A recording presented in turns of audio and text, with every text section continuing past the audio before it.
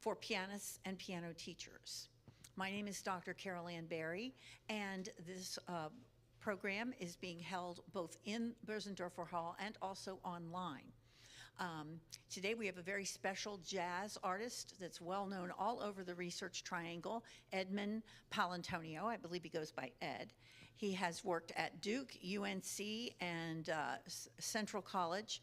He is currently at Duke, and he also plays many gigs around town, so you might even be able to find him one evening playing in one of the local venues.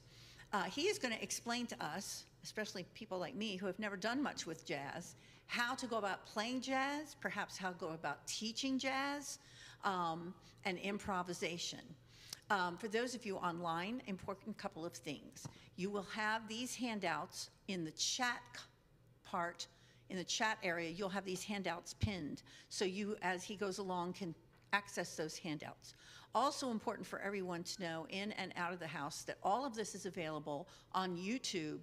Just look up Ruggero Piano, and you will get our whole library of pedagogy course activities and events. Also, all of our concert series, our Fourth Fridays, are all available online. So, I'd like to introduce Jack Paolantonio.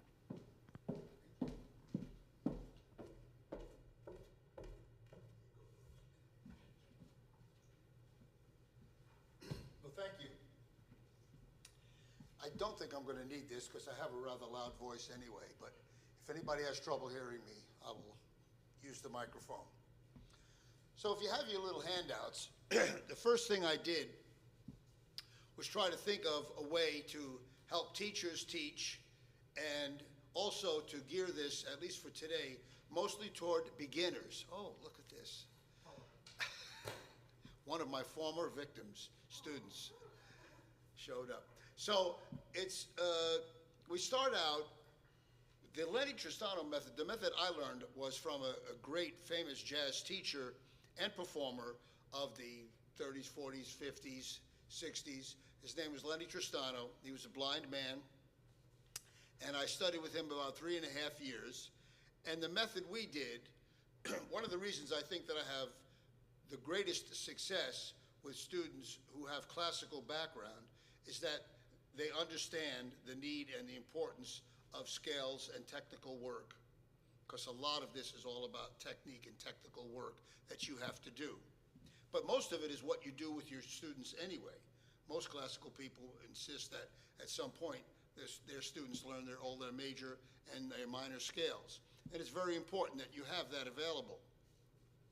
Well, in the Lenny Tristano method, there was 9 fingerings, classical fingerings, and then he goes through 8 altered fingerings.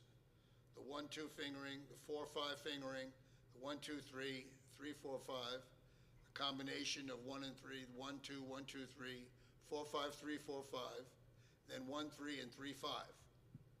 And we would play our scales with the right hand going up and the left hand going down in contrary motion. In the beginning, I do that separately. I give everybody those fingerings, right hand up, left hand down and up, so that they get used to seeing the left hand going down. And then we'd put them together and do 1, 2, 1, 2, 1, 2, 1, 2, at least 2 octaves. And back.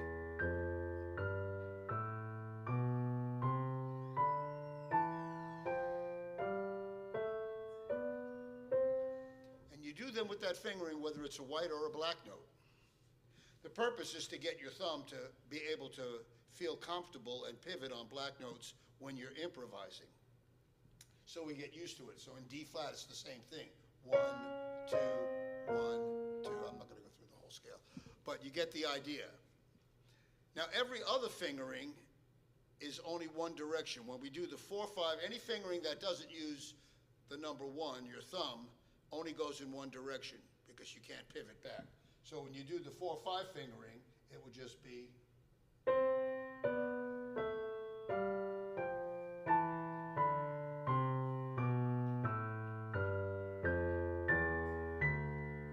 And you stop. I've never gone to the left on a scale. That's what you have to start doing. In other words, usually classical people learn their scales in parallel motion first. And Lenny just broke that up. He said, well, first learn it, left hand down and up, and do all your fingerings that way, and then put them together. And then there's about 8 or 9 different rhythms. So it would take a student, about 2 to 3 years to finish all the scale work. Because you have to do each fingering times 9 fingerings, 9 weeks, 1 fingering a week, times the rhythms that you have. And if there's about 9 rhythms, then you have about 81 weeks of scale work. So you're talking about roughly 2 years just to get through it. Then we do them over again in parallel motion. What I would suggest to teachers is that that's very, very elaborate, very time-consuming, and almost no young child is going to want to do all that work unless they're really, really motivated. So you do your classical fingerings. You could stay with just that. What I would suggest, however, is that you make sure that they can play the same scale from every degree, because that's the other important ingredient in playing jazz, is can you play the notes of the scale, like the 1st, 2nd, 3rd, 4th, 5th, 6th, or 7th degree. So if I play E flat scale like this, and then I could play from the 2nd degree, 3rd degree, and so on and so forth. So that I'm taking each degree and I'm able to see that same scale picture of E flat major and play it from any direction. That would be important if you don't go through all of the elaborate fingerings. The next thing in Lenny's system was a very, very, very complex system of left-hand and two-hand chord work that takes about 5 to 6 years to complete, all of it. It's very, very elaborate, very technical. Again, I've given you sheets of some shell voicings that they use, like they took the basic 4 positions of 2-5-1s in root position, first inversion, second inversion, and third inversion, and gave you the most common and most popular ones, which I think is a good place to start. You can always augment. Yes, sir. Should you buy a scales book? If you don't already know all your scales, there's a million of them out there, and they're all written out with the fingerings in every key. Good idea. So the chord work, I've sort of reduced to, like, again, the shell voicings that they use at Berkeley and North Texas, because teaching at college, if we did the more elaborate voicings, we'd probably never get to you putting the tunes with left-hand chords for the entire time that you're in four-year college. So I shortened it, and again, you could always take on more, just like everything else in classical music. There's no end to what you can keep learning and keep doing and keep adding on. Then we draw tunes from, I think, the standard tune repertoire, tunes of Cole Porter, George Gershwin, Richard Rodgers, Jerome Kern, Jimmy Van Heusen, Jimmy McHugh, Jimmy Van Heusen, and play those songs, those melodies, and jazz them up. And I think that people think that improvising is just, you know, all this elaborate, you know, you hear piano players who can play improvise, like an Oscar Peterson or a Bill Evans, and you're in awe. How do they do that? Well, they had to start somewhere too. The first place is to play a melody, and then you manipulate it the way you want. So the ingredients you can work with are predominantly rhythm, okay, accent, I would say rhythm, melodic texture, silence, where you put your space and your rests in your playing, and dynamics. So if you look on the list, there's a tune there called Autumn Leaves. And it's very, very plain. This is fake book style writing. The melody is correct. The form is correct. There's not a single dynamic. There's hardly any rests. There's no accents. There's no syncopations. There's nothing. And the good thing about that is that it leaves you free to make your own arrangement of how you'd want to play that song. So the first thing I would do to a beginning student is say, okay, can you read that melody? And if they can read, they'll play 2, 3, 4, 1.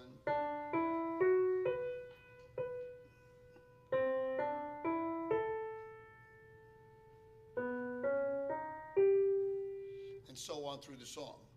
No inflections, no dynamics, no rests, no accents. So the first thing I do is to teach how to syncopate. In jazz, the best thing is to always syncopate ahead of where the note is written. It can be done afterwards, it's still a syncopation, but it doesn't work as well. What's syncopation? I'm going to show you. So when the song starts on beat 2, 1, 2, 3, 4, 1. Okay, and the great thing about this tune as a teaching tune is that it's always 2, 3, 4, 1. The whole 8 bars, which repeats, the whole first 16 bars, is beat 2, 3, 4, and then beat 1. So you want to get to beat 1 half a beat early. So I start with the end of that phrase. Each of these phrases is 4 notes. The last note, instead of being on 1, is going to be on the end of 4. So it's 1, 2, 3, wrong notes, 1, 2, 3. So I got to get there early. 1, 2, 3, 4, and 2, 3, 4, 1, 2, 3, 4, 2, 3, 4, 1, 2, 3, 4, 2, 3, 4, 1, 2. Then I would ask the same student, if they understand that syncopation is a half a beat, can you do the note before that?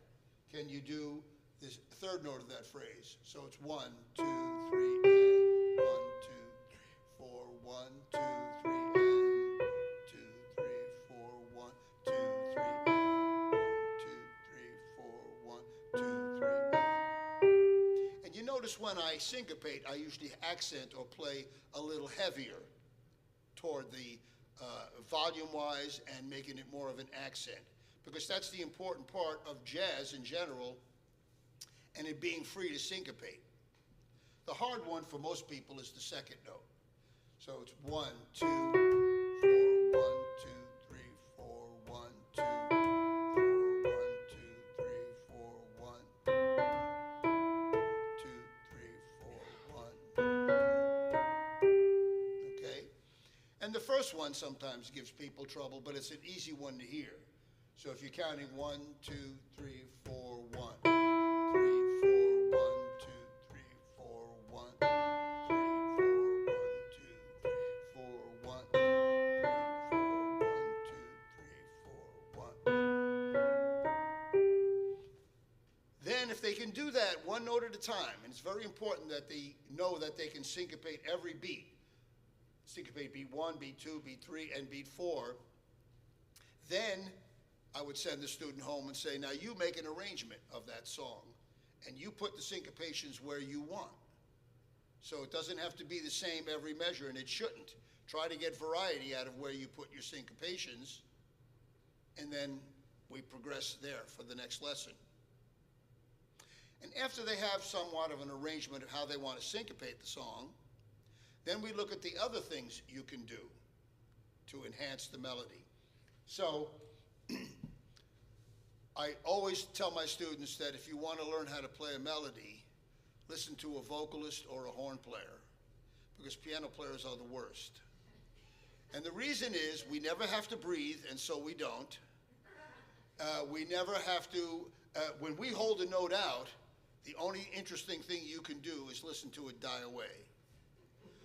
But a horn player can play louder or softer or change their tone. A singer can change their tone, increase the volume, do something with the sound while they're holding it. So it's especially difficult for piano players to become good melody players. So my teacher, again, Lenny Tristano, said, imitate trumpet players, saxophone players, and vocalists. Vocalists never do anything stupid because they have to use the words, they have to breathe, and they have to count for that melody all the time. So they're always a good first bet. Ella Fitzgerald, Sarah Vaughan, some great jazz vocalists. Even the pop tune vocalists like Frank Sinatra or Tony Bennett, their phrasing is going to be something that you would want to imitate. So that, and then with horn players, they can be a little bit more elaborate doing what I call melodic texture or enhancing the melody. So you might want to slide up or down to a note. You can't change the melody, but you can change how you arrive at the melody note. And then you might want to do a grace note or two or an accent. So that same melody might be like this.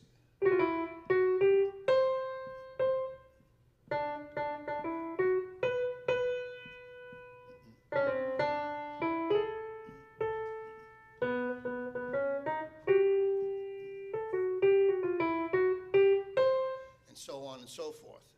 So I can slide up or down to a note at will.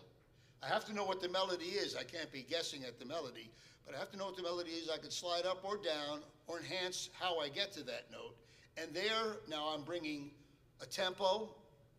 Incidentally, tempo and form are fixed. You don't change those ever in jazz. Tempo and form, the time that I play. 1, 2, 3, 4. Once I set up a tempo, that's inviolate. You can't do anything with that.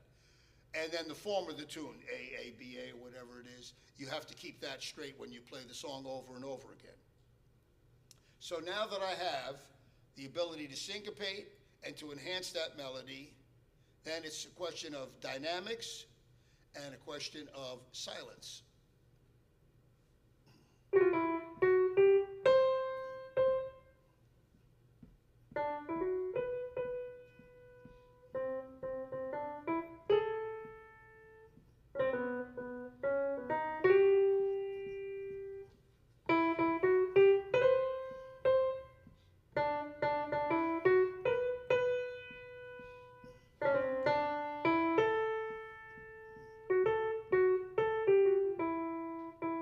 That's the first 16 bars of the song. Do you ever use the pedal in jazz?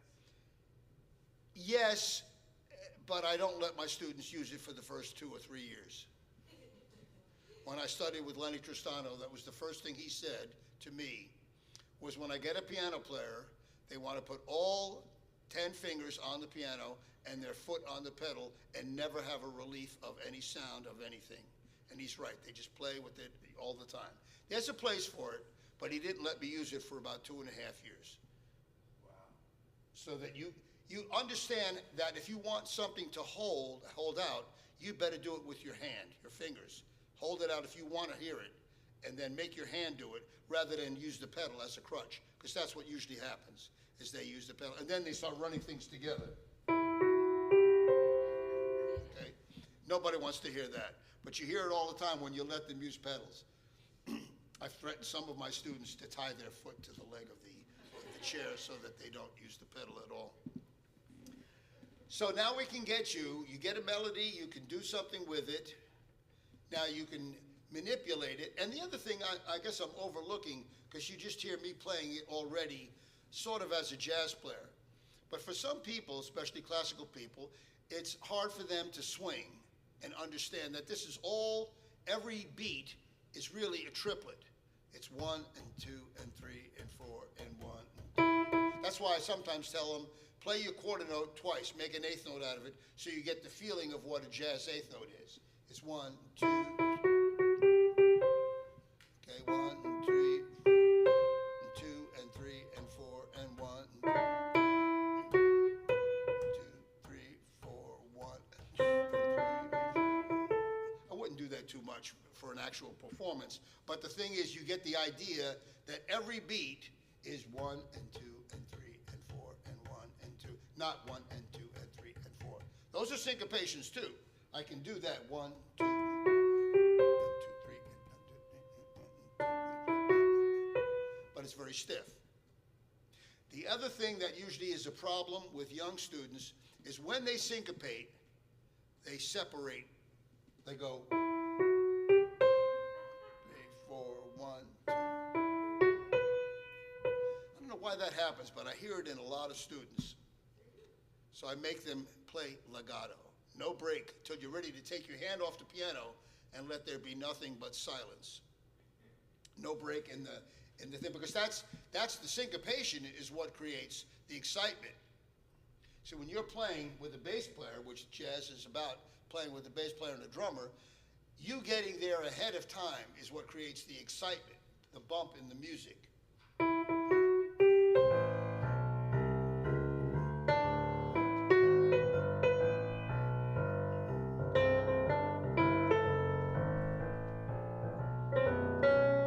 If you get there early, that creates a little bump. You're anticipating the beat. And that's what makes the music exciting and what made people, at least in the 20s and 30s, want to dance to that music and do the Lindy Hop or the jitterbug and whatever was going on around at that time. Because that's what made it exciting. Can I get a volunteer? I'm not going to use you because you're my student, you know. Come on up. Who are you coming on? Huh? Who are you telling to come up? Either one. Either one. Okay, I'll go ahead. Bring the music.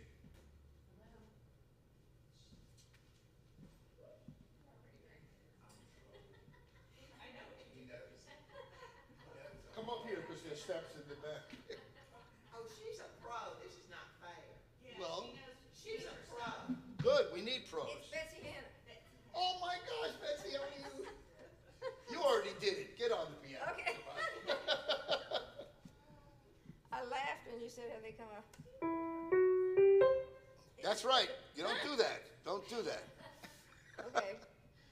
Oh, I was at Well, you don't have, you need the sheet. But you know that song in that key? Of course. All right. Yeah. All right. So let's start with, Oh, don't forget to tell them that they have to play it this fast. no, that's your scales. And The scales go at 40 if you can do it. Oh, okay. I thought the tunes had to do that too. But the tune, I don't know. I play them at the regular tempos. Oh, okay. Good to know. So let me hear you syncopate the whole phrase, just the last note, the final phrase. In other words, the note that comes on 1, 3, will always be syncopated. Okay, so you want me to play it and only syncopate that? Yeah. So not go. Just syncopate the last note, not the first one. Okay, and coming in front or behind? Right. 2, 3, 4, 1. 2, 3, 4, 1. 2, 3, 4, 1. Excellent. Huh? Huh? Huh? One lesson and she's already syncopating already. So then I would say to go home and make an arrangement and syncopate different parts of that melody. Okay. So I'm going to leave you on your own. Syncopate any note you want, all of them. The more the merrier. I always tell my students. 2, 3, 4. Fancy. 3, 4, 1. That was the second A. Very good. You remembered where you were. Yeah. I'm impressed. Do you know the bridge? Sure.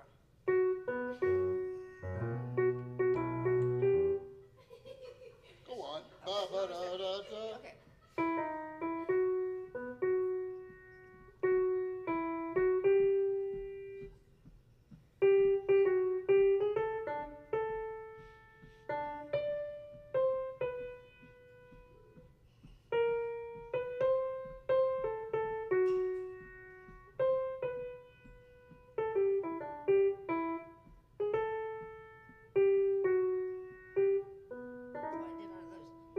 That's okay. She did a few extra notes. I did. I couldn't help it. I couldn't help herself.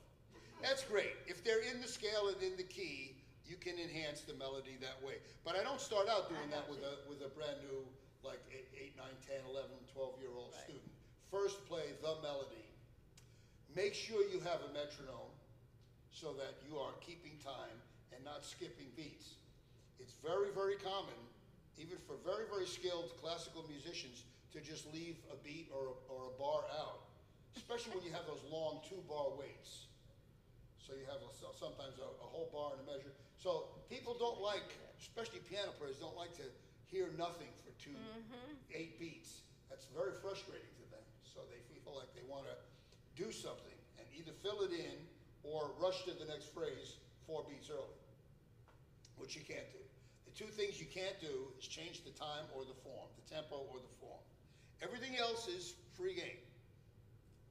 Excellent, thank you. Thank you. You can stay here. I like this. Oh, okay, I don't Yeah. mind. So now I do, this is the elaborate system, incidentally, my years with Lenny Tristano. Very, very complex, very involved. Only a few have braved that way. It just takes forever. So somebody interested in wanting to be a jazz player, fine. Somebody wants to just say, how do I approach improvise? How do I fool around with the tune? Well, we're going to do that right now. So the next stage is once you can manipulate a melody and you know all your scales from every degree, play me B flat harmonic minor from the 3rd degree. Very good. Yes, that was right. Excellent. I'd give her that right there. That's amazing. That's an ability you have to have. And again, the classical people usually have it because they've played on the scales all their lives. Even if all you did is parallel motion, you know that scale and you know that picture. You can pretty much start anywhere and stop anywhere. So that's good. That's an ability that you're going to have. But now we need to add the harmony. So I have 4 sets on the sheet you have in the back. 4 sets of 2-5-1s. Let's see. What's a 2-5-1? Can you bring my sheet up? I left it on the chair, I think.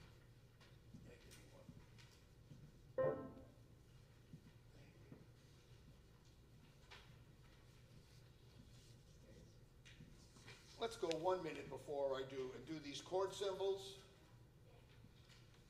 Classical people label chords by triad and 7th. So a major 7th chord is a major 7. A minor major 7 is a minor triad with a major 7. A dominant chord is a major minor 7. A minor 7 is a minor minor. A diminished 7 is a diminished diminished. It's very, very correct and accurate, but it's also a little bit cumbersome. And when you start getting into fake book music, where you're just going to get a melody and chord symbols, then you have to be used to the terms that the jazz players use. And there's a million of them just for the major chord. So, and when it says C and nothing, or C6 or 6-9 or a major 7 or MA or M or a triangle 7, you can play anything you want, add anything you want to that major chord. You can't make it a minor or a dominant chord, but you can play any of the notes that fit in that major scale and major chord. Likewise with the symbols, the shorthands for minor 7 and minor 7 flat 5 or half diminished. And then there's the minor major 7s, and the dominants are just numbers. C7, C9, C13, those are dominant chords.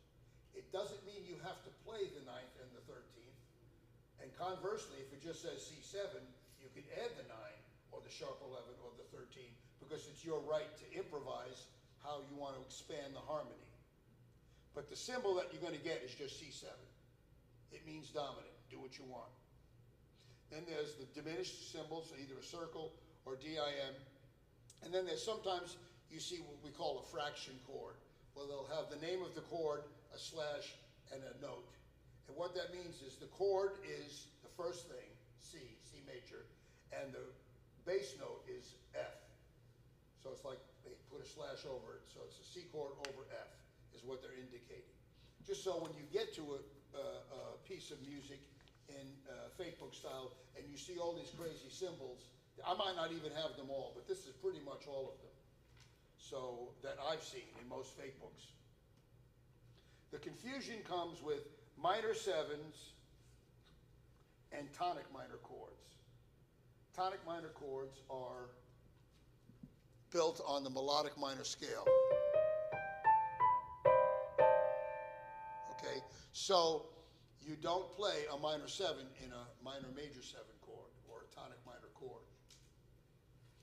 And you want to make sure that you have 2-5-1s for every major key in at least 4 positions, and then 2-5-1s for every minor key in all 4 positions, which they're written in here.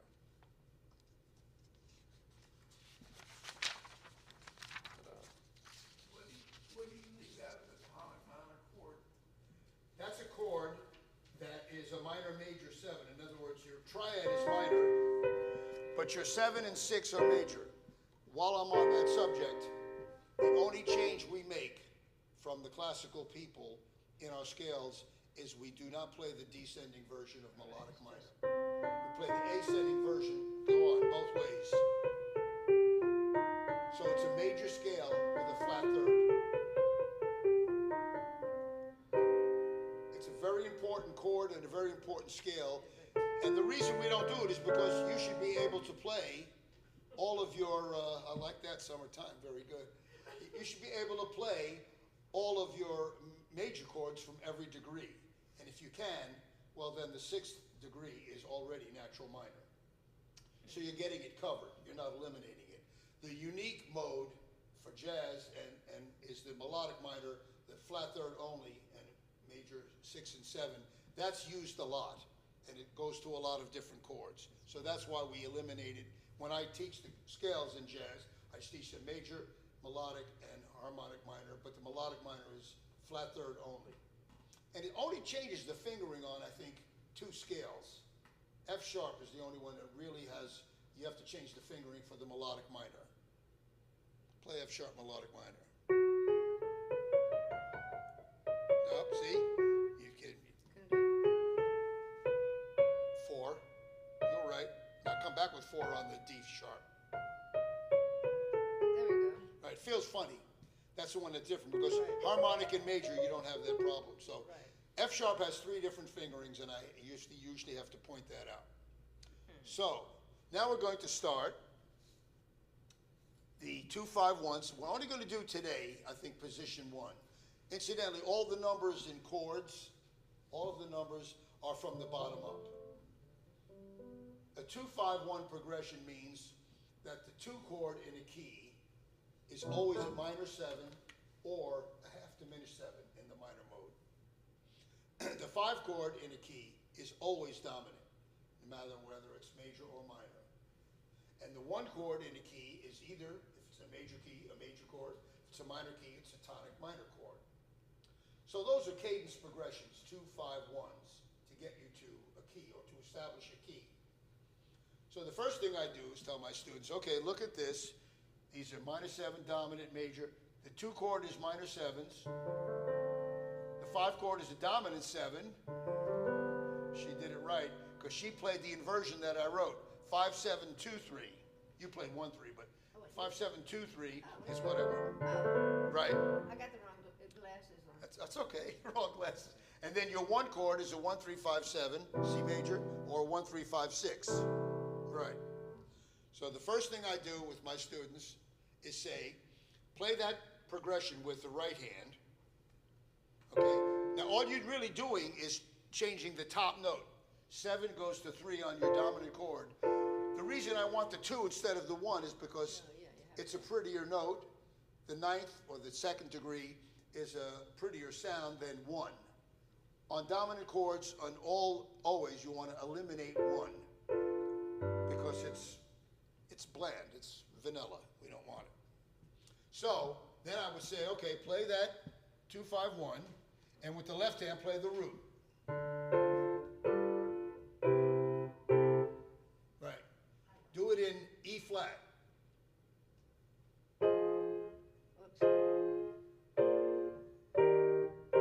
Get the idea? When everybody can do that in all 12 keys, then we do it with the left hand without the root on the bottom.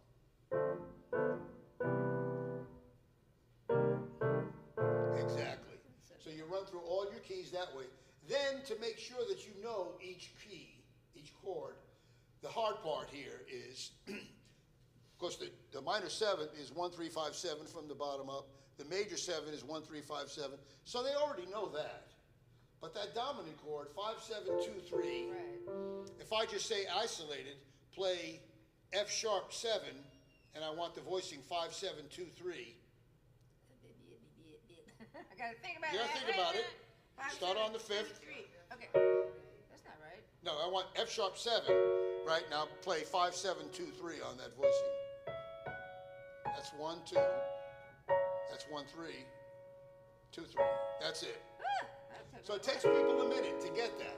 Yeah, I never did it that way. I know. I always change the dominance on pieces, but I never did it on that exercise. So in other words, when you're doing the 2-5-1 pattern, to go from the 2 to the 5 chord, all you have to do is lower the top note a half step from wherever you are. So if you can play a minor 7, G minor 7, all you got to do is lower that top note, and you're going to get the voicing 5, 7, 2, 3 on your dominant chord. But if I say, just play B flat 7, 5, 7, 2, 3, and you don't play the F minor 7 before it, the 2 chord, then you have to be able to invert that dominant chord very good and play it right out of context. And that's important because when you see chord symbols, when you see Autumn Leaves, it's just going to say D7. It may be a 2-5-1. In this particular case, it is. But you can also have a song where you have one dominant 7 going to another dominant 7, going to another dominant 7 before it ever hits a 2 chord or a 1 chord. That depends on the composer and what they're doing. So you have to be able to isolate each of those chords and be able to play a minor 7 in all 4 positions that we have, a dominant 7 in all 4 positions, and a major 7 in all 4 positions. When you do the dominant in all positions, do you actually do the dominant, or you? We do the dominant Just do in these that? 4 positions. So I do 5, 7, 2, 3. Okay. Right. Then I do in the next position, just for you, because you're advanced, 7, 9, 3, 6. That's 5. Okay. Oops. That's it. Oh. That's one dominant chord. Then I do 2, 3, 5, 7 Let's do it on G7. Right? Oh, okay. And the last one is 3, 6, 7, 9. 6 in G7. That's not right. That's right. That's it. Oh, Exactly. okay. So you don't just take these notes. Except for leaving out the 1 on everything. Yes, it's just inverting. In other words, in classical music, we could go 1, 2, 3, 4, right? So we're leaving out the, right, Just doing this right, chord. 2, okay. and then we're doing, right, exactly. Right. So you get more tension in your chord when you can add the 9th and the 6th. Yes. Is atonal okay in jazz? Later on, when it gets to be more advanced, there is some atonal jazz. But mostly jazz is very tonal music. Very music oriented toward a key, like this tune, Autumn Leaves. So, now that you've got your 2-5-1, everybody is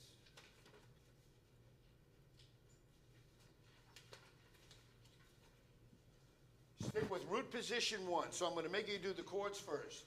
A minor 7. You want left hand? Yeah, just left hand. And then you want all root position? No, I want that to Okay.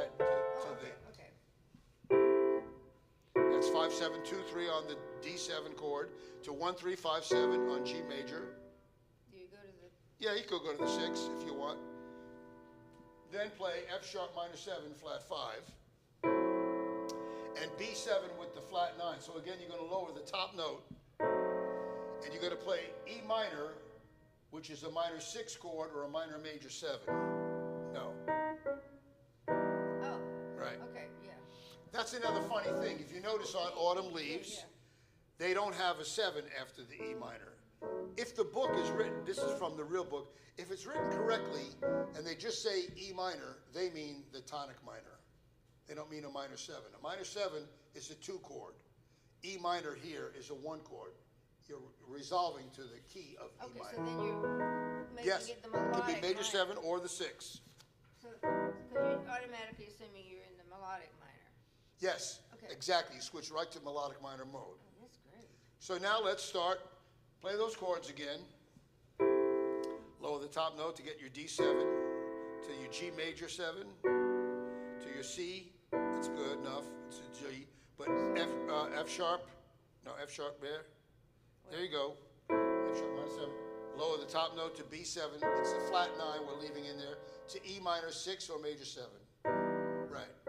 That's it.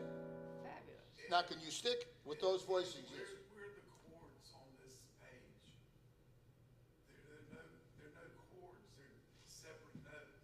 No, A minor 7, D7, G major, those are the chords. Above the melody. Okay, I don't read music, so I I know. didn't. In fake book style, there's no bass clef, there's no piano, treble, bass clef music. It's just the melody and the chord symbol.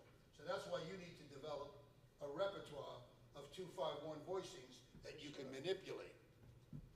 Okay, so then you're you're going to play that melody with those voicings. So, and again, I always encourage my students, when you're first putting chords to it, play the chords at a nice, comfortable register around middle C, which means take the melody up an octave so you're not in your own way. 3, 4, 1, G major.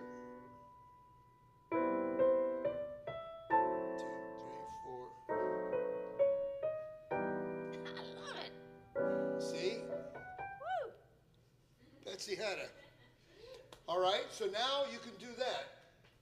You can play the melody, and of course, during the course of study, you have to do this on about, maybe 20 or 30 tunes, and get comfortable using your 2-5-1s and playing them in all keys and covering lots of different tunes, and then you're ready to start improvising.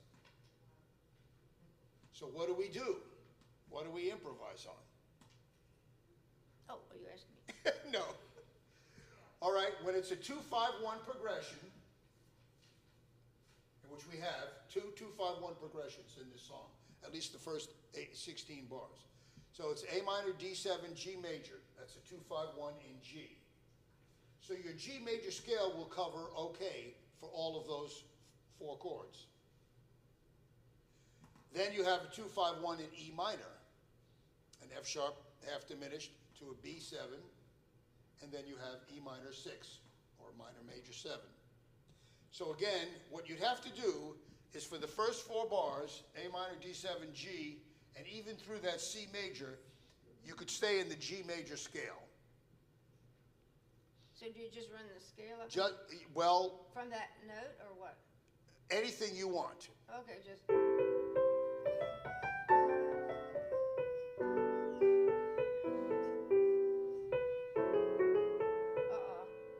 I gotta remember. Wait a minute. All right, so we didn't go through that yet, but that's amazing. I think that deserves a round of applause. So that covers here, but then you went on to do that. So what scale do we do for the F sharp minor 7 flat 5? It would be an E harmonic. E harmonic minor, very good. How come you left out the C? Oh, I don't know. Yeah. I don't know why. So in other words, you'd have to use, for the F sharp minor 7 flat 5 and the B7, you'd have to use an E harmonic minor scale. And then as soon as you hit the E minor, you switch that to melodic minor scale. Right. So 3 scales: G major, 2 bars on E harmonic minor, and then 2 bars on E melodic minor. That's so simple. Start again. 1, 2, 3, 4, 1.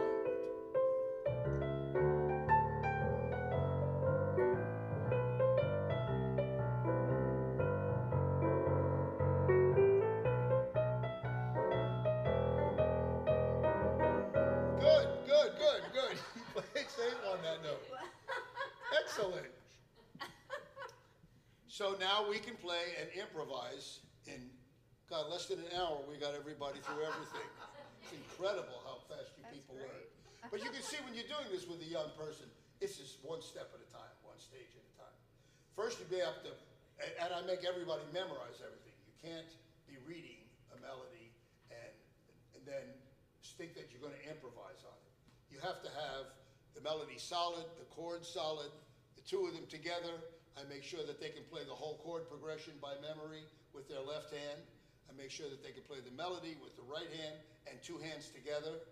I make sure then we're ready to say, okay, you can do that on 20 or so tunes. You're ready to start leaving the melody and improvising using the scale. You can also improvise using the arpeggiation of the chord. Let's try that. A minor 7 and play arpeggios. 1, 2, 3, 4.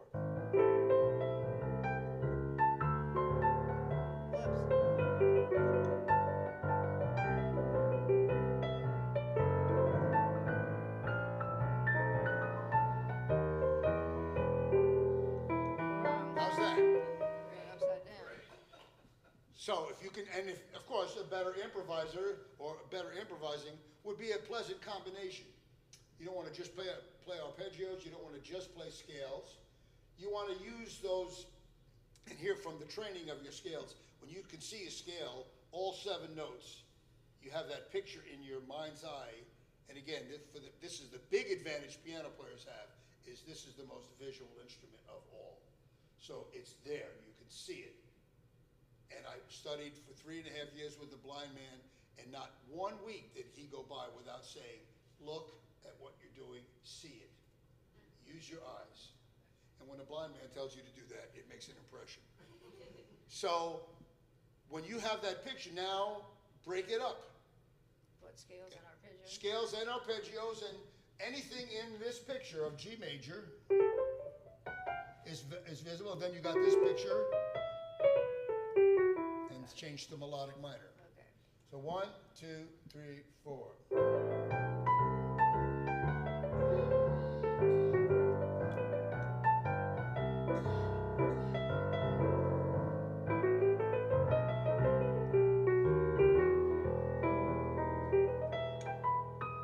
Excellent.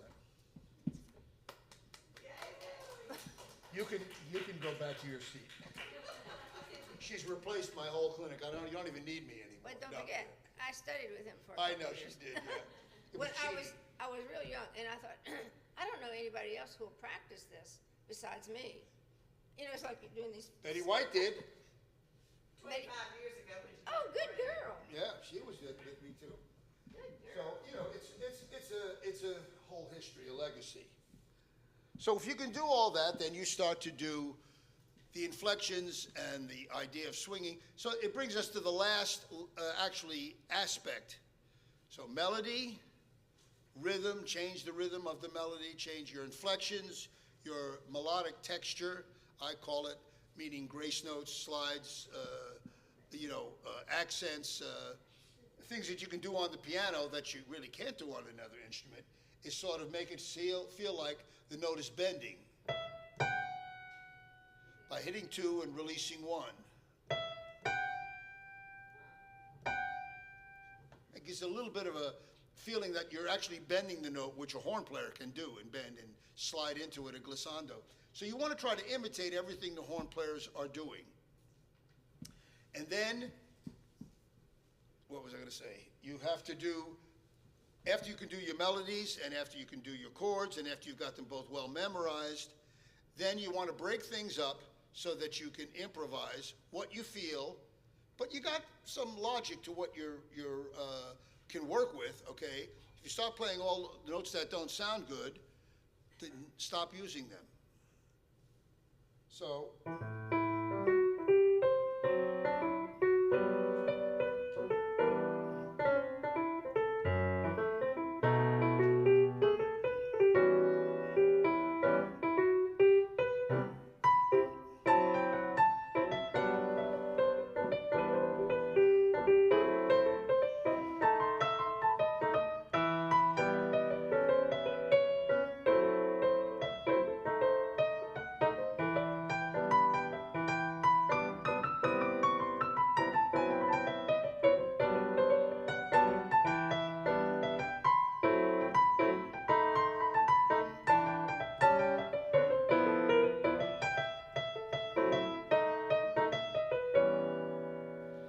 Play a whole chorus like that.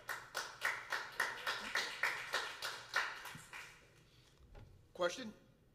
Oh, I thought you had your hand up. Yes? So whenever you're counting, you do it in triplets, so it's more circular as opposed to straight rhythm, sort of? Yeah, what do you mean by circular? Just thinking about it circular, I guess I'm very visual. So whenever you're saying like 1 and, Yeah.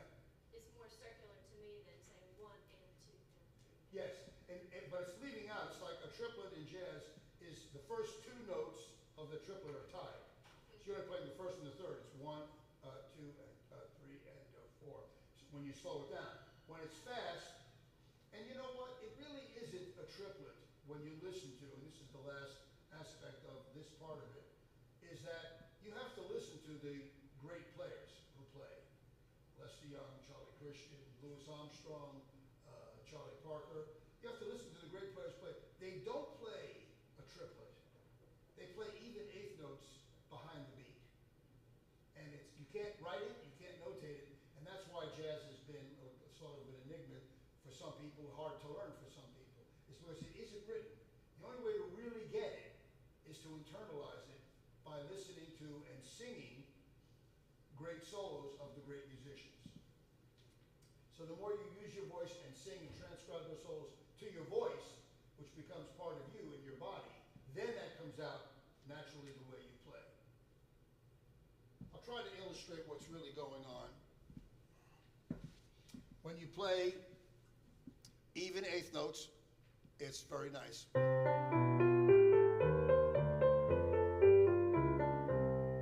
And when you want to play it with a triplet,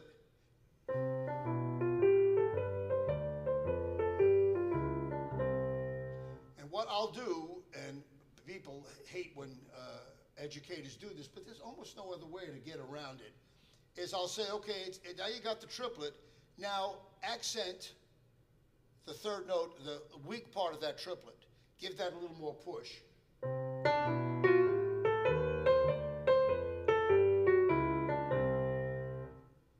And that's as close as you can get to writing it. So it's one and a two, one and a two, and like three notes. The first two are tied, with the third note getting an accent on it. But in jazz, they don't really do that. It's more like even eighth notes behind the beat sound like this.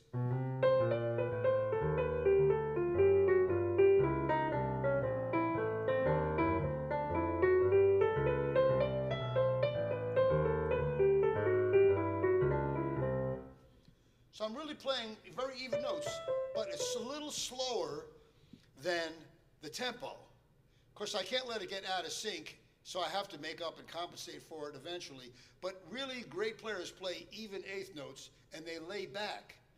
And that's what gets that sense of swing.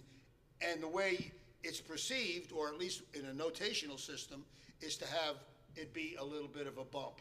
So 1 and 2 and 3 and 4 and 1. But it really isn't an accent.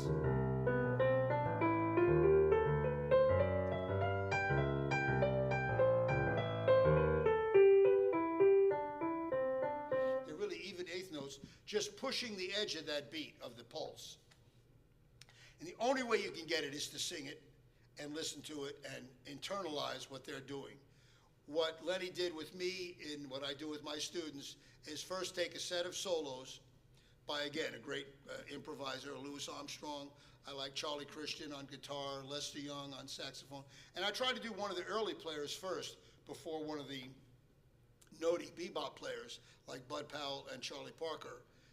And so what happens is I want to get you to sing a set, 10, 12 solos of one great improviser, and sing along with the recording. Then when you've got that done, and that's, you know, if you do a solo a week, that's the minimum of 10, 12 weeks if you do a whole solo a week. Some solos are long. It might take you more than a week to actually sing along with it.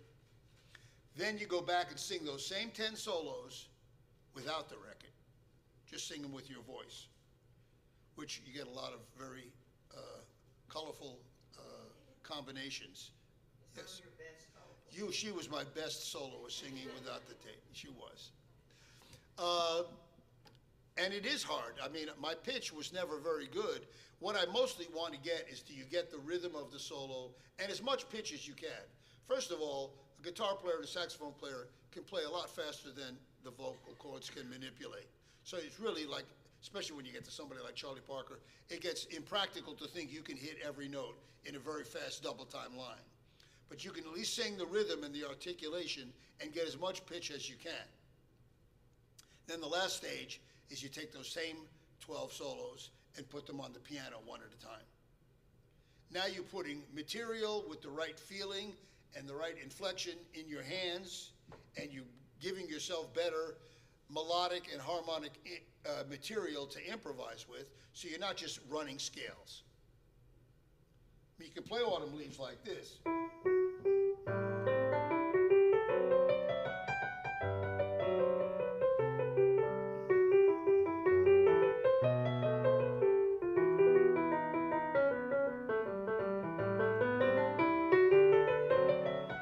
Get the idea? It gets very monotonous, and there's, again, no break. You don't have any articulation, you don't have any silence, no space to your playing. So you want to do what the great players have already worked into their playing. You want to copy steal, plagiarize from the greatest melody and harmonic players in the history of jazz, so that becomes part of you. Believe me, you won't quote what they do. I mean, you'll quote it when you're trying to do their solo exactly. But when it comes to playing, it'll just be material that you've put in your hands so that it's there and under your fingers. Which brings me to another point. Piano is a very tactile instrument. And I'll never forget the humbling experience of playing a classical recital, my graduate classical recital, of maybe an hour and 10 minutes in length, of very heavyweight pieces for me. And probably I played the best I'll ever play classical music, and I've never played it since. But 2 weeks later, there wasn't one piece I could play without making a serious mistake and stopping, because I didn't keep them going. So you have to play it over and over and over. I don't know what these big classical people do. They must have to play every Rachmaninoff concerto and Brahms concerto every day, because when they get called to do a gig with such and such a symphony, they can't be learning it from scratch. They got to have it there already available. So same with the jazz player. You have to have material of the solos that you've transcribed and put on the piano under your fingers every day. Well, I used to do it every day. I've reduced it now to once or twice a week. But if I let it go 2 weeks, I have to get that. So I have to get the fingering back for that solo all over again, because I'll just fumble. In other words, the hand, the eye, and the ear have to work together. And when you practice doing that, then you have the mechanics in place. We ready for a break? Yeah. All right. Glass of water.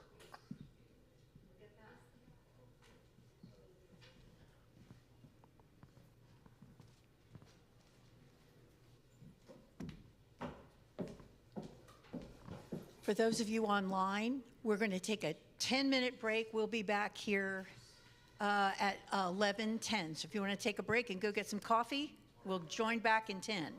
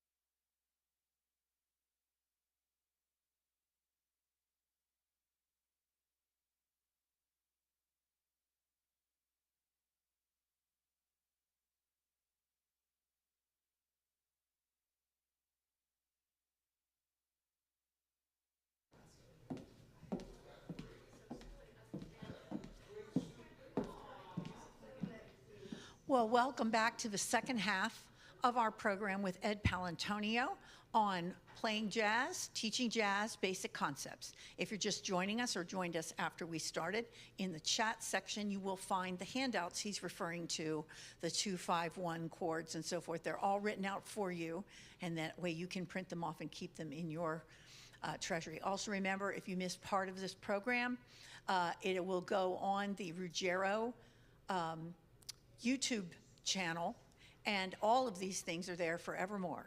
So you can hear our concerts and you can hear our programs month by month. So in just a moment, Ed Paolantonio will be back up front and he will start part 2.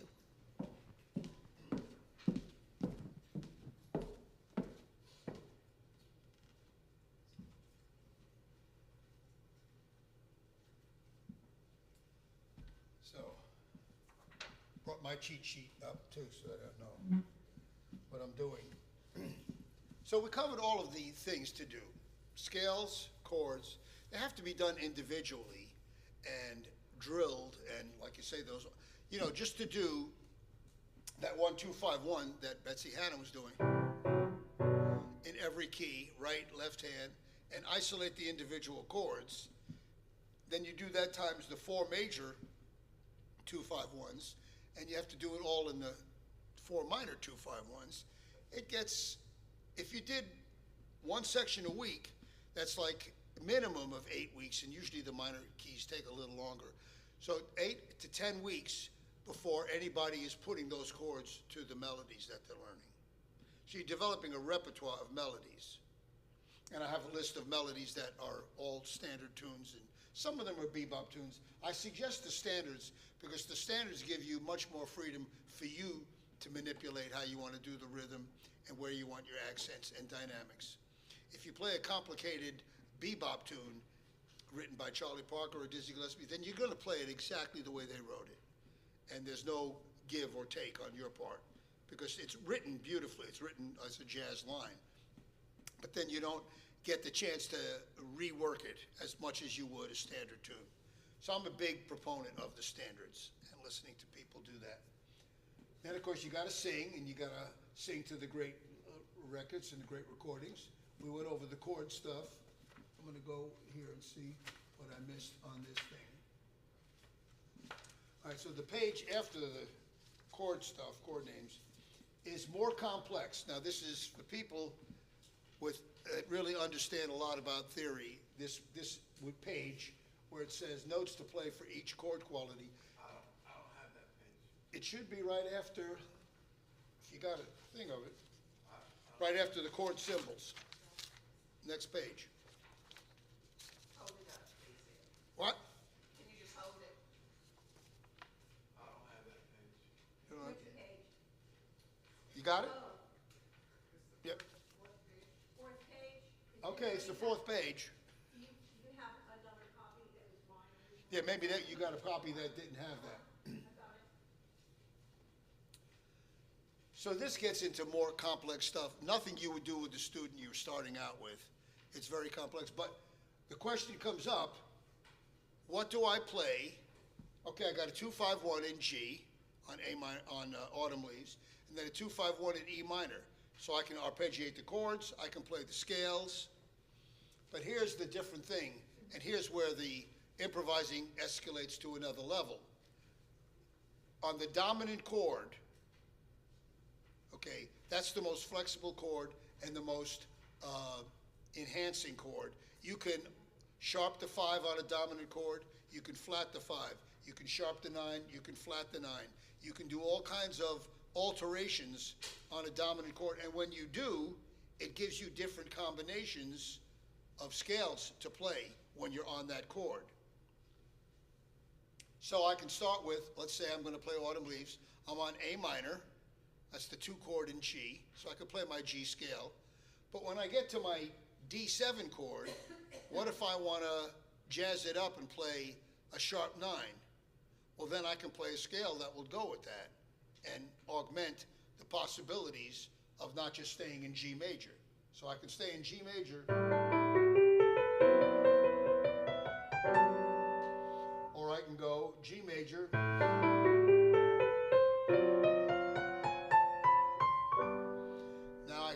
out because I played the sharp 9 on that D7 chord, which gave me a diminished scale, which is whole step, half step from wherever you are. There's 3 diminished scales.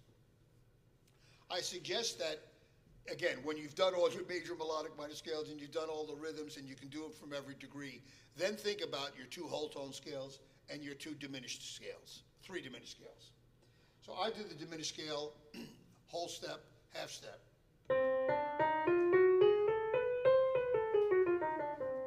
And start from, again, you got to play everything from every degree.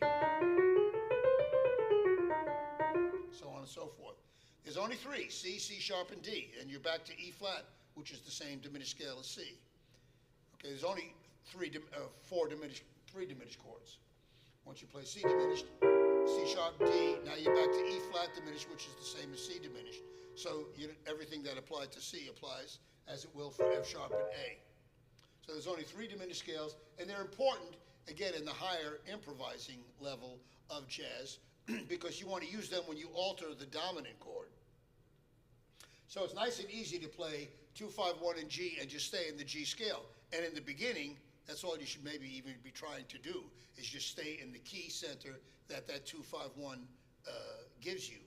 But when you want to get more complicated, or you hear players on records, well, what are they doing? They're not just staying in one key. This is it. So, to go through it quickly, the pretty notes when you play a major chord or a tonic minor chord are 1, 2, 3, 5, 6, and 7. The 4th degree is not a pretty note. But it can be used if you manipulate it right, and it can be used if you play through it quickly. So if I'm on a C chord, I can play that F, nobody's going to bother me. But if I'm on a C chord,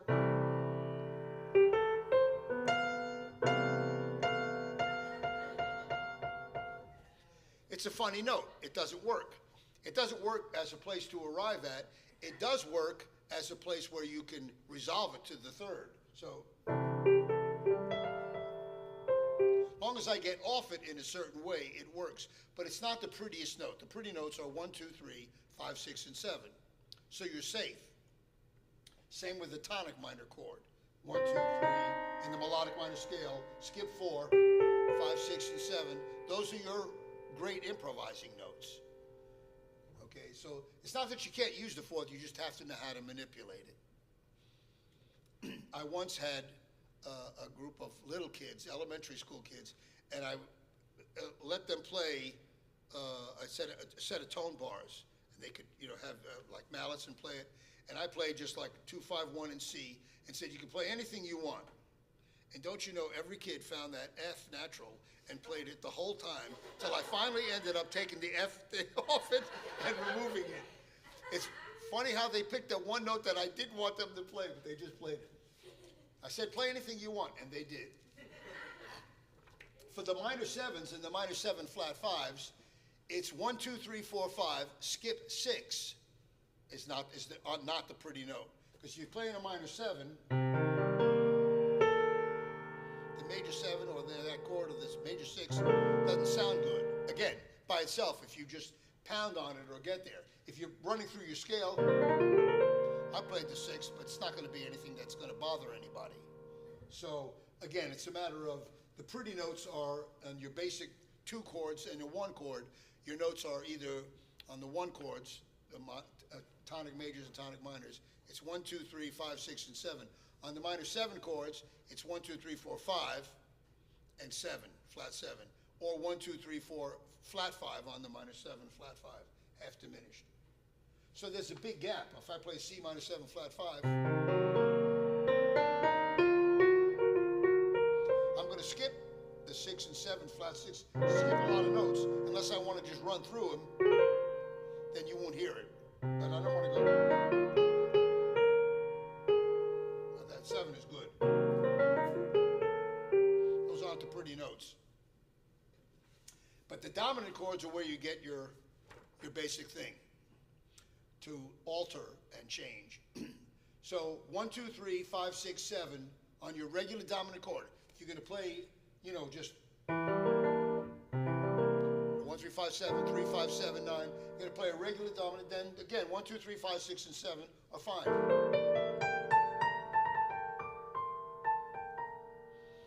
But when I start to get, or a melodic minor scale, here's another thing.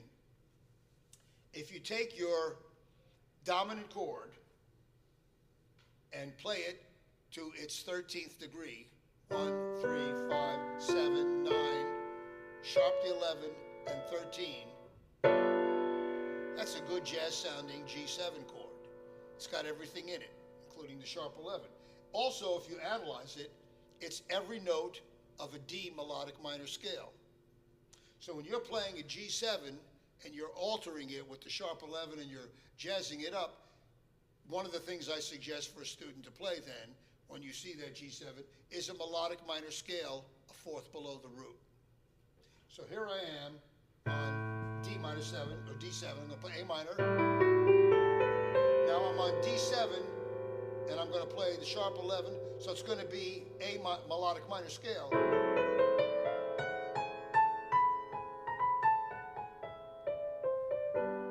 So that's what makes me able to get out of the key, out of just that one chord, that C major chord or G major chord, for that whole 2, 5, 1, and start to alter on the 5 chord and change my melodic line.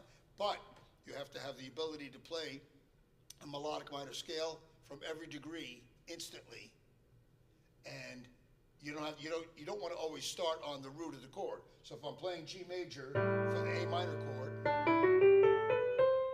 then I want to go to D melodic minor.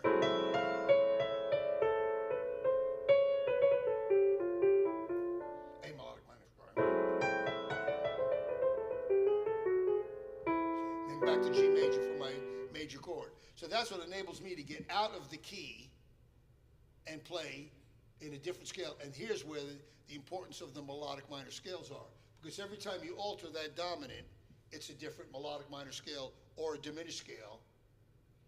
So if you see complex things, and you're not going to see this in a fake book on a standard tune, but when you see flat 9, sharp 9, and sharp 5, those combinations occur in jazz, and they occur, or you could put it in the chord.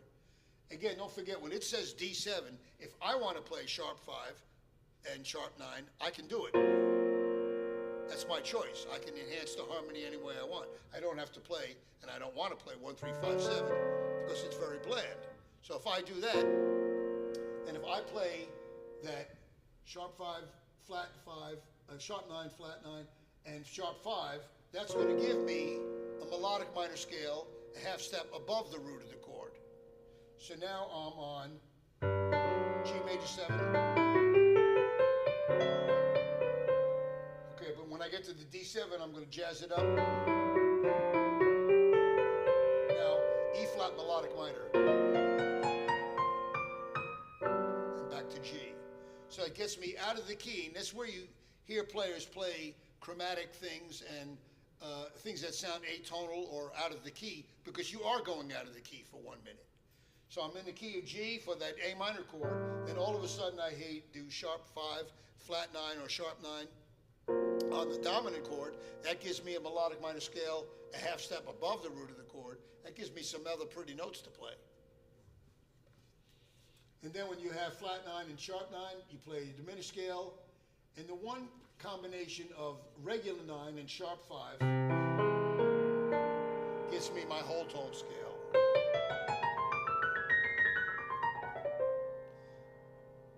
So that's the only combination that I've found where the whole tone scale really works. Because you can alter any dominant chord to have it be whatever you want it to be. Okay? You don't have to, just because it says D7 doesn't mean you can't play sharp 5, flat 9, sharp 9, and all the other notes that you want to put into that chord. That's what comes, again, with practice and with how you want to manipulate the harmony of a tune. So first you have to learn the right chords, right name, and the right quality, but any dominant chord that you see is your freedom to choose how you want to alter it when it comes to improvising. Pretty weighty stuff, actually. I may have gone too far, too fast for that. We did the 2, 5, 1s. I want to draw your attention to the last thing, which maybe is more practical for kids. is the blues voicings. So I have blues voicings written out. For C and B flat, they're the same. For F and G, they're the same, except I do a slight shift for register. Did somebody say something? Okay. There's left-hand voicings for the 4 keys, and those are the most common keys that jazz musicians play in. So, of course, you can do the same numbers and the same voicings for any key, but I think that the common keys, by far, almost every blues and jazz is F or B flat. It's the first keys that they go to. But I start with C for beginners because they can hear and see numbers in C. So again, all of the notes in that blues are from the bottom up. And I should have said, if you want to write on your page, 7 is flat all the time. I'm not going to bother writing it because all dominant chords are flat 7, major third and flat 7. So if you see the first voicing, 7, 3, 6, so I'm on a C7 chord. This is 7, flat 7, 3, and 6. All right, it's a nice jazzy voicing. Like the 6 is like the 13th. And then the top numbers are the Roman numerals of a pretty sophisticated blues progression. There's some altered notes here. The original blues is 3 chords, 1, 4, and 5. And the blues players today still play 3 chords, 1, 4, and 5.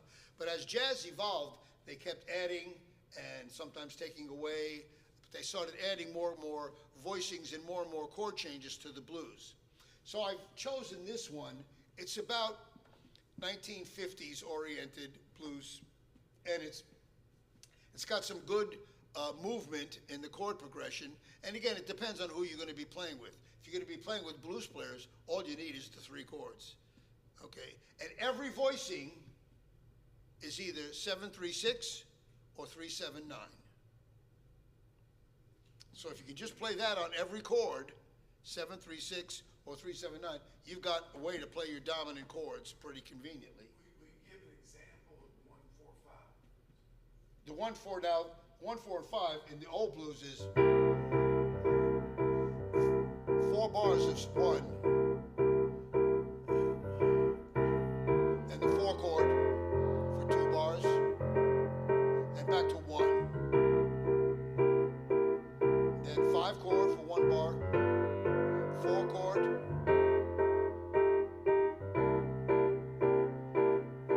and that's your 12-bar blues for everybody but the jazz musicians who augment it and expand on it. But if you notice, so you have the number of beats, the slashes are the number of beats per chord. The top numbers are the actual root of the chord. So the 1 chord, the 4 chord, the 1 twice, then the 4 twice, then the 1, the 4, the flat 7, the 6, the 2 chord to the 5 chord. The only minor 7 chord is the 2 chord. The 5 chord, and then a 1 chord, a 6 chord, a flat 6, and a 5. So if you could translate that in C, like what would flat 7 be in C? Betty White? Very good. Listen, did I say right? Yeah, B flat is the flat 7. So when I get to the chord that's the flat 7, then I want the flat 7 chord, the voicing 7-3-6. So if I play C chord, 7-3-6. Now the F chord is 3-7-9. So on the F chord, it's right near where the C chord is. I just have to lower my 3 notes. So very easy. Once they play it, then I let the students in the beginning write the notes in. So 7-3-6 is B flat A, B flat E A. 3-7-9 on the F chord is A, E flat, and G. And for the first 5 or 6 bars, those are the only 2 chords you have to play.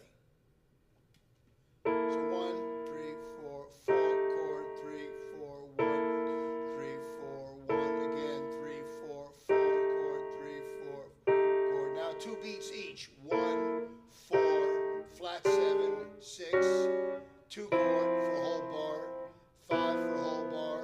To get 2 beats each. 1, 6, flat 6, 5. And all the voicings are either 7-3-6 or 3-7-9. So I can make them write that in. It's a simple progression to learn. And the first thing I would do is say, can you get a groove of the rhythm, like 1 and the and of 2? So 1, 2, 3, 4, 1, 2, 3, 4, 1, and 2, 3, 4, 1, 2, 4 chord twice. 1, 2, 1, 4, flat 7, 6, 2, 5, 1, 6, flat 6, 5, back to the beginning, over and over again. It's not a hard progression to learn. And here's where I will start improvising for a beginner student. Before they can improvise on something like Autumn Leaves, can you improvise with just the blues scale on that progression? And again, that rhythm is a good rhythm, 1 and the and of 2. And what I would do is also expand upon that with, I did a short long, 1, 2, 4, 1, 2, 1, 2, 1, 2, 4, 4.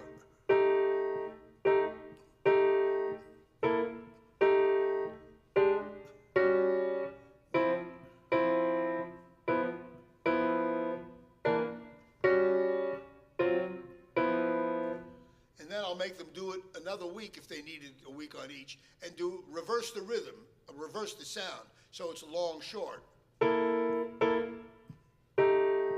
Simple variation, but it creates a whole different effect.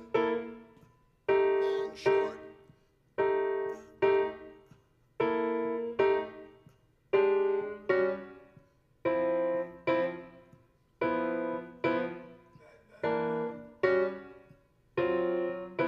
Same chords. That doesn't sound like the blues. It's the blues.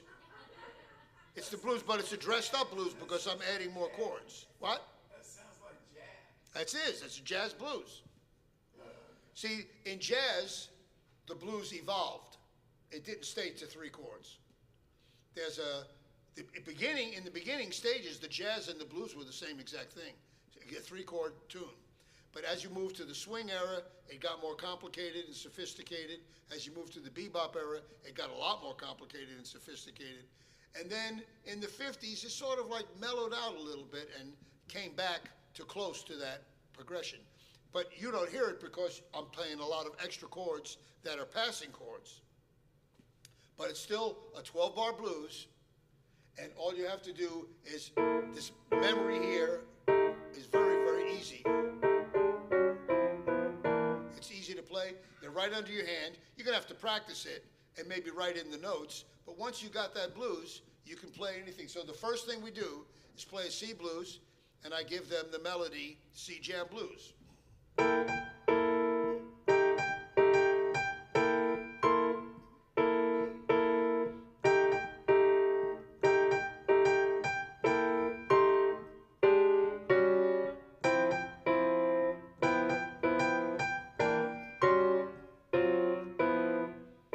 That's my 12-bar blues with a simple melody called C jam blues.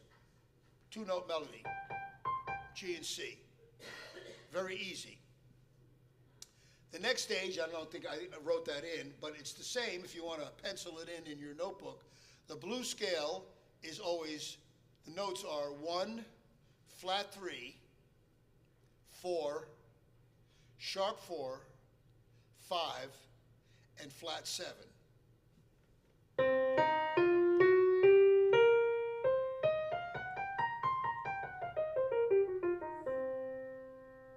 That's your basic blues scale, and you can get somebody without, too much experience, but if they've had a little bit, if they can get that left hand memorized, then they can play the blues scale and the C jam blues pretty easily.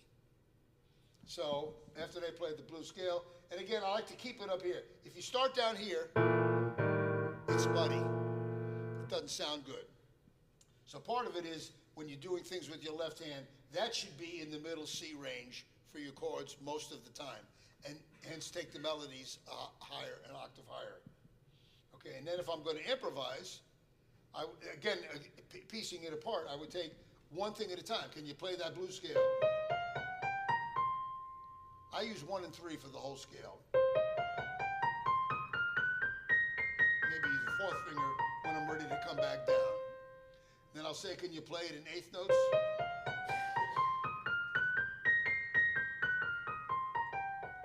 Triplets. So your hand has to be able to do that too. And again, you want to be able to manipulate it, but those are the notes you're going to play with, nothing else. So.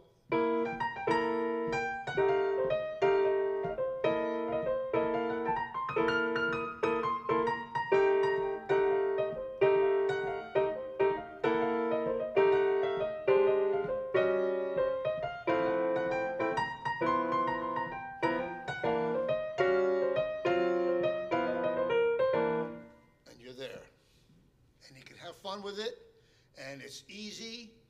It's the one scale, goes through all of the chords. You don't have to change your scale, so it's like a set of 7 notes, 1, 2, 3, 4, 5, 6 different notes, and it's the same all the time, and it's those same intervals for every blues key. So it's going to be, you might want to change your fingering when it's an F blues, but it's going to be like in an F blues, I might do 1, 2, 3 instead of 1, 3. But it's the same note, 1, 3, flat, 1 flat 3, 4, sharp 4, 5, and flat 7. Those are your notes to play in the blues scale. And it'll work if you play a 3-chord blues. It'll work if you play a more complicated and sophisticated blues like this. And it's a lot of fun, and it's easy to get them to play that. Any questions? Yes. So most of the time that way I've seen that blues scale is with the left hand playing just fifths and sixths. Okay. Yeah. Yeah. It's very simple. To get students to play a chord that doesn't have the tonic in it, it's Right. difficult. They're very explicit and they have a hard time taking the tonic out. But you're never letting them play the tonic with those chords. No, never. Because Because, what? Well, it's the bass player's job, but you're already getting ready to play with people. okay. That's part of it. But the other part of it is, that could be the teacher's job. What if you just play the root?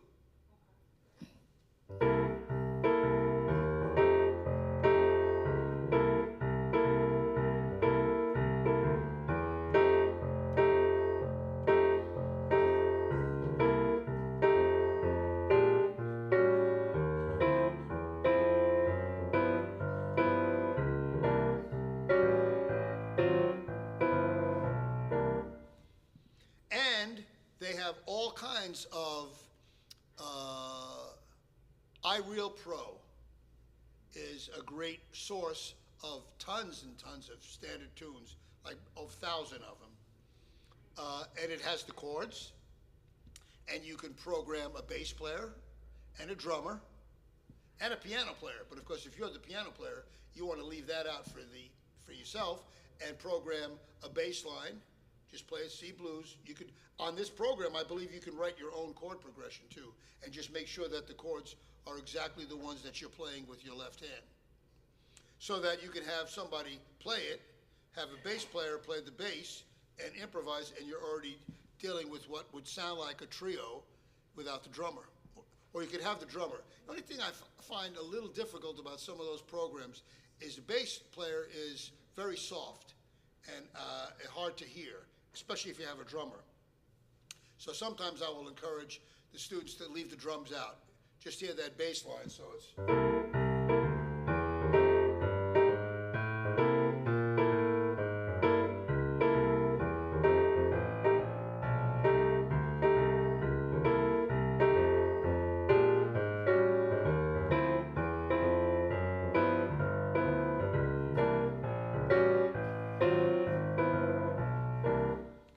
back to home base. And you can have a lot of fun with that. And you can change key whenever you want. So they can play a blues and the other thing I do for the kids, very, very simple, some of them can even do this by ear, is there's, for every one of these keys, C, B flat, F, and G, there's a blues for it that's the same exact idea 3 times in a row, like C jam blues. 3, 4, 3. That's 4 bars. Next 4 bars. Next 4 bars. Not a very difficult thing to play for anybody. So 2 notes, and it's the same rhythm over and over again, and it repeats 3 times, 4-bar phrases, and it goes over the 12-bar blues. When I do the F blues, I do a tune called Bag's Groove. It's a song written by Milt Jackson, the great vibist, whose nickname was Bags. And it's, again, a blues scale from the root to the fifth. Some people can listen to this and get it right off just by listening to it. But again, once you get the idea, it's the same thing 3 times in a row.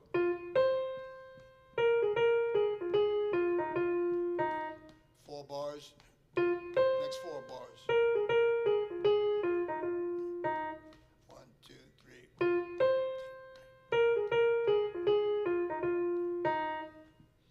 So if they can hear that, you listen to a recording, they can maybe pick it out themselves, which encourages the ear training and getting them to use their ear and not always go to music. But also it's a simple idea. I can show them, you know. And there's like, at least for every key, I give them one very simple repetitive blues idea.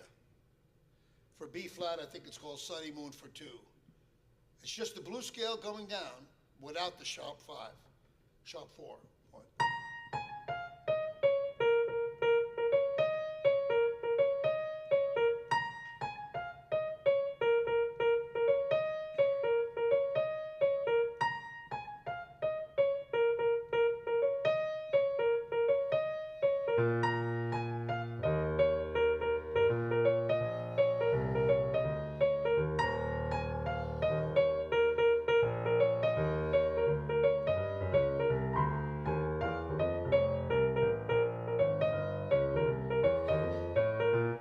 Same idea, just running down the blues scale, and it goes over the 12-bar blues progression.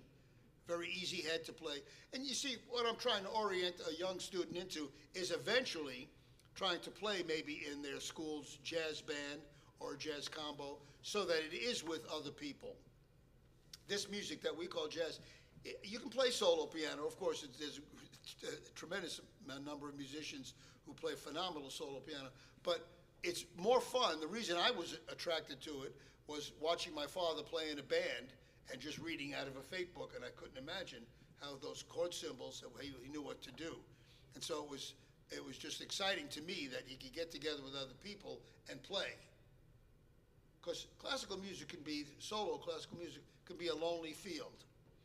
I like, even in the classical realm, I like the trios, the quartets, that piano trios and piano quintets, things like that are more fun, or playing even a Mozart or a Beethoven symphony with 4 hands. I like that stuff. I like reading and I like playing with other people. So you don't get as much of that. And of course, when you do your degree in classical music, you just have to go out there and expose yourself to the Chopin, Beethoven by yourself and sweat till sweat's coming down your brow. You're nervous, like a nervous wreck. I'll never forget. I could never do it again. I don't have the stamina for it or the courage for it. And it's so perfect. I mean, if you make one mistake and you're not well enough, you don't know the piece well enough to regroup, you can be in a lot of trouble. Yes, you all experienced that at some point, haven't you? All of you classical players. I remember preparing for my graduate recital, and I did the Bach Chromatic Fantasy and Fugue. And it's a big piece, and it's a long fugue. And fugues just terrify me, because there's no break, there's no stop. The lines keep going. And so my teacher told me, find a place on every page you can go back to if you have to, or go forward to in case you get stuck. And it saved me. I didn't have to I played the whole fugue nice.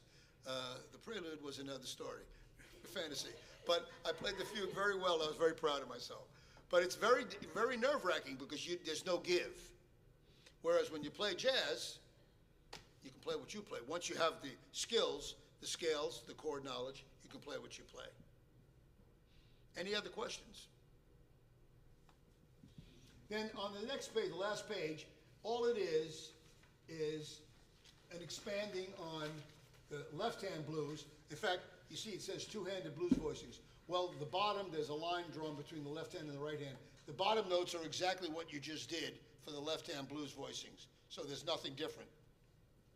The right hand adds 3 more notes. This again prepares a young player for being able to accompany a horn player or a saxophone player while the bass player and the drummer are playing with you. So it's a 6-note voicing. Again, the numbers change for the 1 and the 4 chord and the 1, but they're the exact same notes. So if I play 7, 3, 6, 9, 5, 1 on a C7 chord, then when I play 3, 7, 9, 6, 9, 5 on the F chord, it's the same 3 notes. The numbers change, but because the chord is a 4th away, it's the same notes. So I can play this whole thing.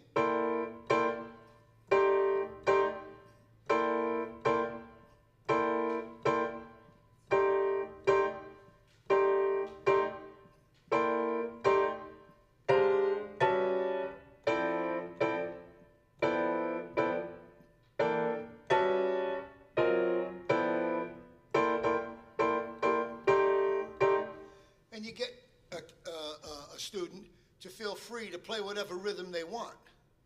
It starts with get a good groove at that 1 and the end of 2, but you can augment that and you can play, get more volume to your chord, more power, more rhythms, so that you're actually listening to and responding to what the horn player does. If the horn player is getting busier and more volume, then you need to come up to that and accompany that. If they're backing off and playing something pretty and sweet, then you need to back off and go at least with the style, with the feeling of what's going on.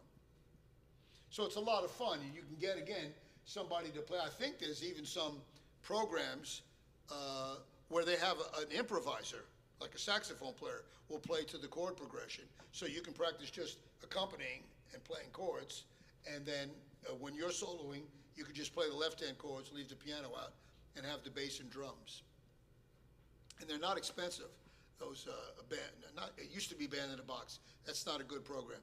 But the iReal Pro is I think the definitive program that most of my colleagues in colleges are using. Any other questions? Which is this left hand? Right. Let me see. Yeah, well, let me see. Oh, yes, that's the left hand, which you just did on the previous page. That's the 3 notes added on the right hand.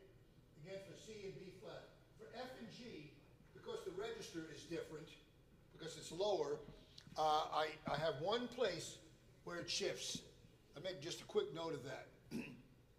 On the F and G blues, you go up on the 1 and the 4 chord in bar 5 or 6, whatever it is. 4 chord, and then 1, 4.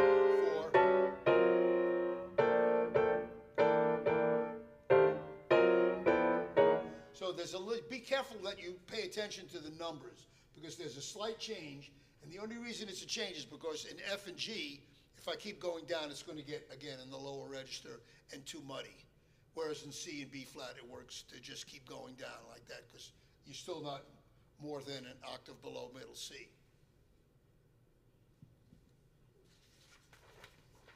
So with that, I'll finish up with a performance of Autumn Leaves.